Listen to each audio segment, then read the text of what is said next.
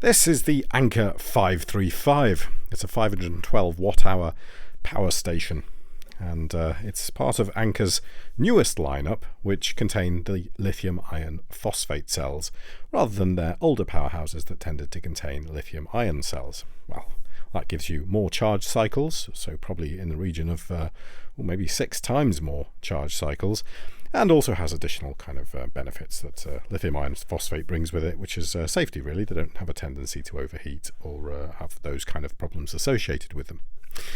However, I just want to run through some stuff on this.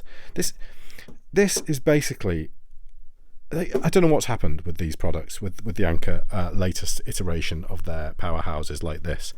They seem to have taken a step down in quality.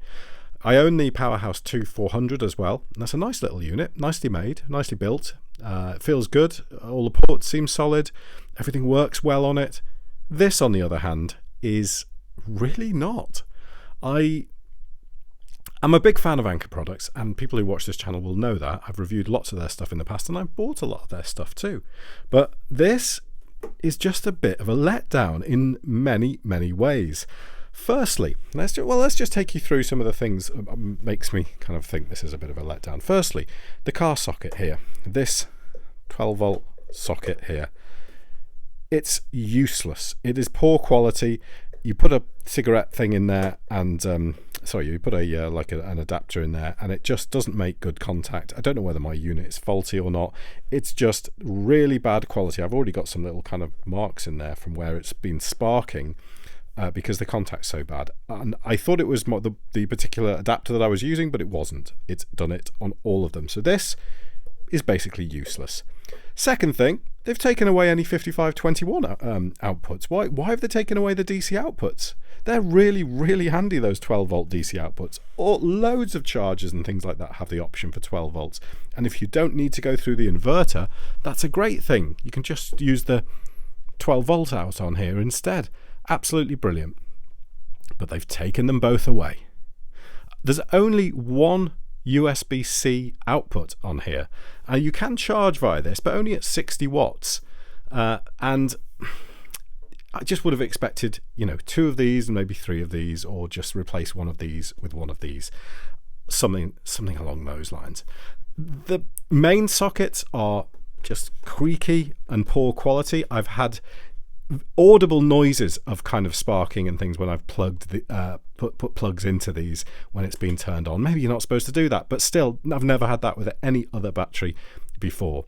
When this is on, it doesn't make too much noise, but there is a fan that makes a noise in the background, and it kind of whirs up and down as if it's broken and is not really working properly. Take a listen.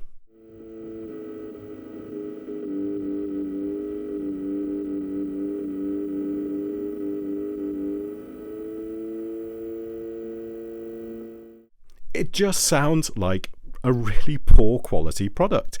And that's the impression I get, because it feels it.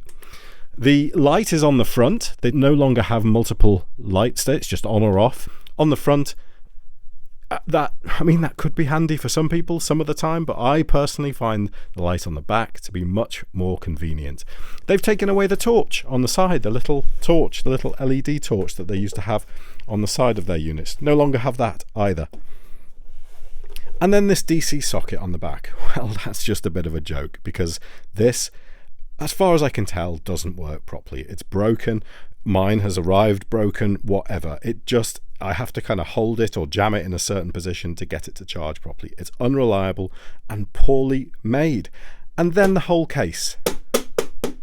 The whole thing just feels plasticky. It doesn't feel well made. And it's a real disappointment, to be honest.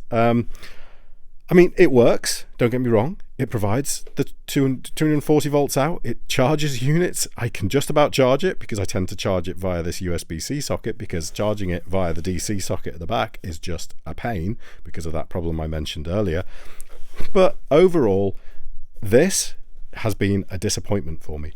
And if you're thinking about getting something like this around the kind of 500 or 600 watt hour capacity, look for something different. Don't buy this. Maybe I've got a bad copy. I don't know.